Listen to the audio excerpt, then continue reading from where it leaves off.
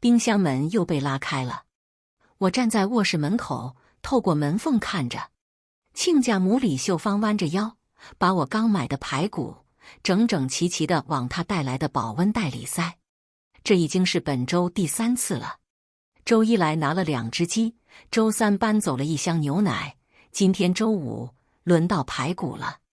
我攥着门把手，指甲都快嵌进木头里了。儿媳妇小雅坐在沙发上，翘着2郎腿刷手机，连眼皮都没抬一下。妈，你慢点，别磕着。小雅头也不抬，声音倒是挺亲热。我咬着牙，深吸一口气，告诉自己忍忍就过去了。都是一家人，计较那么多干嘛？李秀芳拎着鼓鼓囊囊的袋子，满意的笑了。雅雅啊，你婆婆这冰箱可真大，东西又多，妈今天收获不少。应该的。小雅终于抬起头，笑眯眯地说，反正我妈在这住，她的就是咱们的。我的手抖了一下。什么叫她的就是咱们的？这房子可是我和老伴攒了一辈子钱买的。儿子王浩结婚的时候，我们老2口就搬到老房子去住了，把这套新房子腾出来给他们小2口。现在倒好，我成了外人。秀芬啊，我推开门走出来，声音尽量平和，今天拿这么多，够吃吗？要不要我再给你装点？李秀芳的脸瞬间堆满笑容。哎呦，亲家，你可真客气，那我就不客气了。正好我家老头子爱吃红烧肉，你那五花肉也给我来2斤。我的笑容僵在脸上，心里像被针扎了一样。那五花肉可是我特意买来，准备给老伴做红烧肉的。他最近血糖高，好不容易馋了一次。妈，没问题。小雅抢在我前面说话，站起来就往厨房走。我帮你装。小雅皱了皱眉，妈，你这就不对了。我妈难得来一次，你就让她拿点怎么了？我爸又不是天天吃，改天再买不就行了？改天再买。我看着她理所当然的样子，突然觉得很陌生。这还是那个当初追着我儿子说要孝顺公婆的姑娘吗？亲家李秀芳走过来，拉着我的手，声音里带着点不满。你看你这么见外，都是一家人，分什么你的我的？再说了，雅雅在你家也不容易，你可得对她好点。我深吸一口气，没说话，看着小雅把五花肉装进袋子。李秀芳满意的提着2大袋东西走了，临走还不忘回头说句，亲家，我下周2再来啊，你可得把冰箱填满了。门关上的瞬间，我瘫坐在沙发上，感觉浑身的力气都被抽空了。妈，小雅坐到我旁边，你别生气啊，我妈就是这个性格，大大咧咧的，没什么坏心眼。我看着她，欲言又止，最后还是忍住了。毕竟是儿子喜欢的人，闹僵了对谁都不好。那天晚上，儿子王浩下班回来，我把这事跟他说了。妈，小雅不是故意的。王浩一边换鞋一边说，岳母来拿点东西怎么了？咱家又不缺那点。可是我话还没说完，就被王浩打断了。妈，你别太计较了，都是一家人。他说完就进了卧室。我站在客厅里，看着关上的房门，心里像堵了块石头。接下来的日子，李秀芳来得越来越频繁，几乎隔1天就来一次，每次都是大包小包的拿。我去超市买的水果，第2天就不见了，冰箱里的速冻饺子1盒都不剩，就连我放在柜子里的茶叶都被拿走了2罐。我终于忍不住了，跟小雅提了一句，小雅，你看，我顿了顿，你妈来拿东西，我没意见，但能不能稍微节制一点？这样下去，我和你爸的生活费都不够了。小雅正在敷面膜，听了我的话，慢吞吞地说，妈，你这话什么意思？嫌弃我妈了？我妈拿你点东西怎么了？你不是说都是一家人吗？我被噎得说不出话来。而且小雅坐起来，把面膜撕下来扔进垃圾桶，我妈一个人不容易，我爸常年在外地工作，他自己在家多孤单，来我们这不是正好有个伴吗？有个伴？我心里冷笑，这是来做客的吗？这分明是当自己家了。就在这时，我的手机响了，是老伴打来的。老婆子，她声音有点虚弱，我这血糖又高了，医生说要控制饮食，你给我买点好的食材，我想吃点清蒸鱼。我心里一紧，老伴的身体一直不太好，最近血糖不稳定，医生特意叮嘱要吃好的。知道了，我说，我明天就去买。挂了电话，我看了看钱包，里面只剩下几百块钱了。这个月的退休金刚发下来，大部分都用来买菜了，结果全进了李秀芳的肚子。第二天一早，我去菜市场买了条新鲜的鲈鱼，花了80块，还买了些青菜，准备给老伴送去。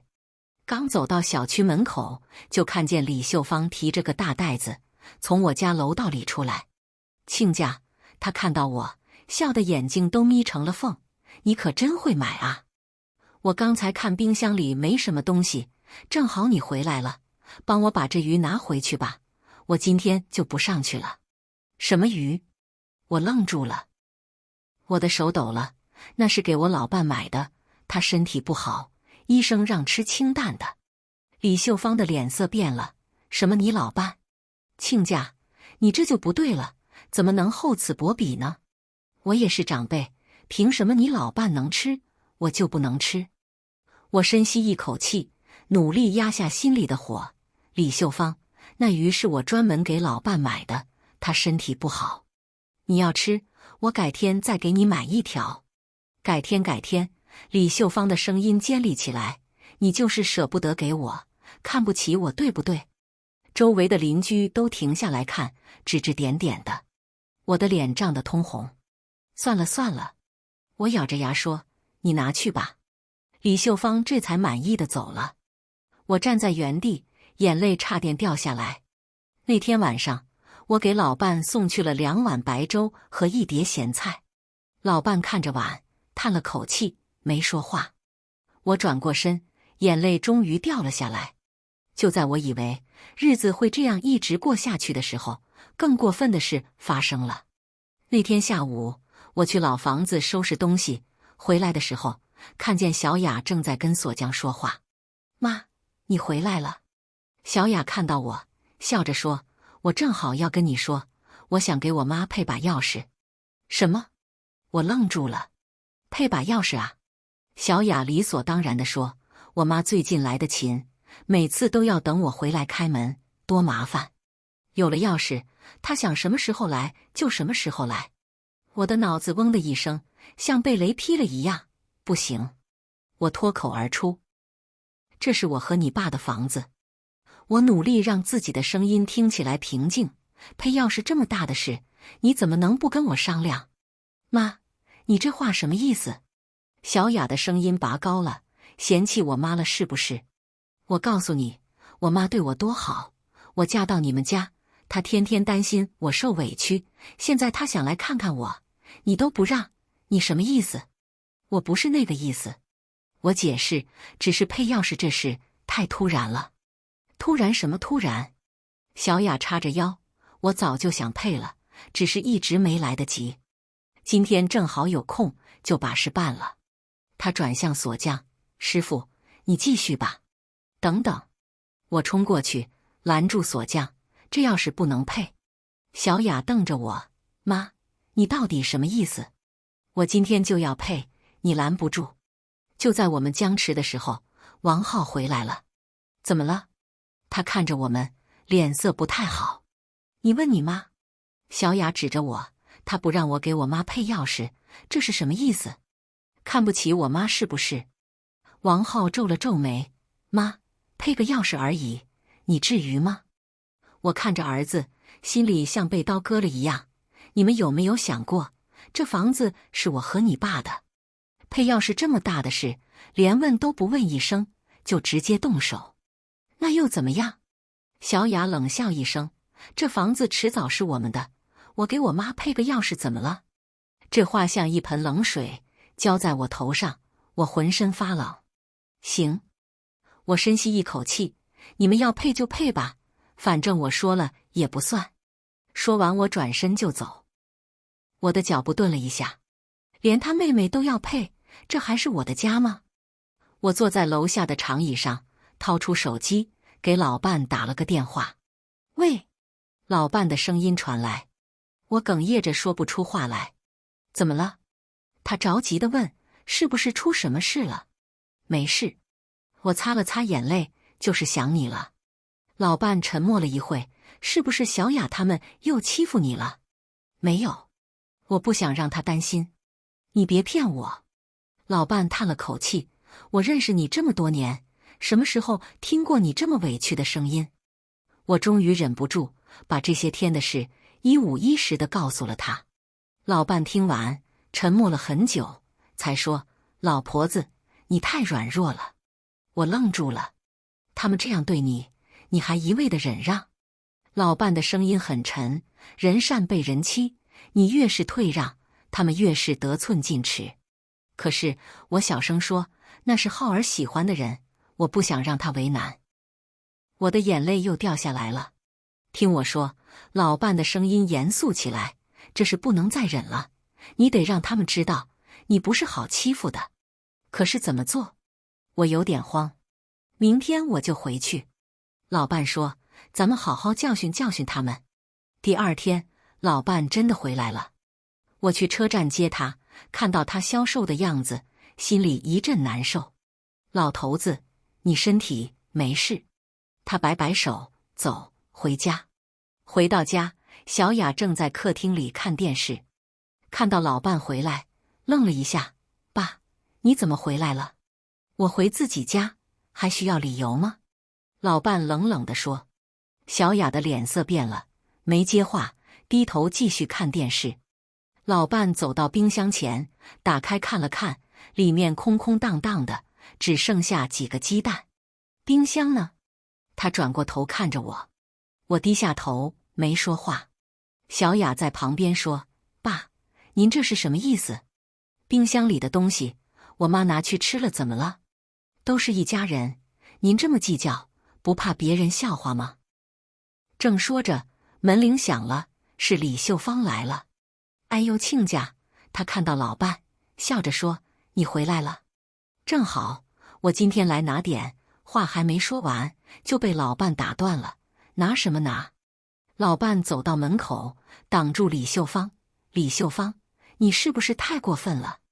李秀芳的脸色变了。亲家，你这话什么意思？什么意思？老伴冷笑。你一周来3次，次次搬空我家冰箱，我们老两口连口像样的饭都吃不上，你还有脸问什么意思？周围的邻居都停下来看。李秀芳的脸涨得通红。你胡说，我哪有？没有。老伴从口袋里掏出个小本子，翻开给他看，这是我老婆子记的账，你自己看看，从上个月到现在，你拿走了多少东西？小本子上密密麻麻记着每次李秀芳拿走的东西，日期、物品、价格，清清楚楚。周一，2只鸡160块；周三，1箱牛奶98块；周五，排骨3斤135块。老伴一条一条念，声音在楼道里回荡。1个月下来，你拿走了总共2380块的东西。李秀芳的脸白了。她张着嘴说不出话来。爸，小雅冲过来，你这是干什么？我妈拿点东西怎么了？值得你这么算计吗？算计？老伴看着他，我算计？我看是你们算计我们老两口吧。他转向李秀芳，李秀芳，我今天把话说清楚，以前的账我不跟你算，从今天起，你要是还想来拿东西，先把钱付了。李秀芳气得浑身发抖，指着老伴，你欺负人。周围的邻居开始议论，那个老太太也太过分了。就是啊，一家人也不能这么占便宜。李秀芳听着周围的议论，脸上青一阵白一阵，想说什么又说不出来。爸，王浩不知道什么时候回来了，站在楼梯口，脸色铁青。你怎么能这么对我岳母？我怎么对她了？老伴看着儿子，我只是要回我们应得的尊重。王浩走过来，拉着小雅的手，妈，对不起，是我们做的不对。我愣住了，没想到儿子会道歉。我不该纵容小雅，也不该让岳母这么做。王浩低着头，从今天起，我会好好跟小雅沟通。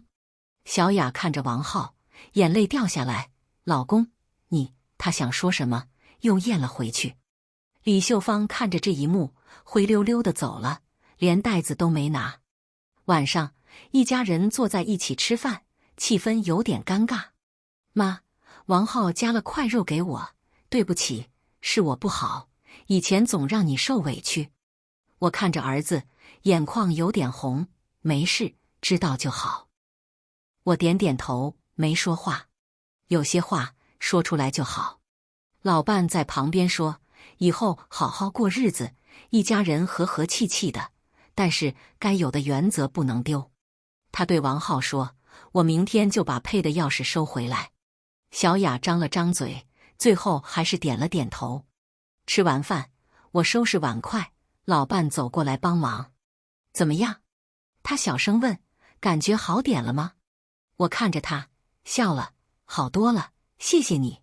傻瓜。老伴拍了拍我的肩膀，我们是夫妻，不用说谢谢。窗外的月光照进来，落在厨房的地板上，暖暖的。我知道，以后的日子可能还会有矛盾，但只要一家人能坦诚相待，互相尊重，就没有过不去的坎。那天晚上，我睡得特别踏实，这是这么多天来第一次睡得这么安稳。第二天早上，我去买菜，李秀芳正好也在。看到我，她愣了一下，然后默默走开了。我没说话，继续挑菜。老板娘笑着说，王大姐，你家老头子可真厉害，昨天那一出大家都看到了，你以后可有靠山了。我笑了笑，没接话。回到家，冰箱里整整齐齐地摆满了我买的菜，再也不用担心第二天就被搬空了。我摸了摸冰箱门，心里终于踏实了。人啊，有时候不能太善良，该硬的时候就得硬起来，否则只会被人欺负。这才是日子该有的样子。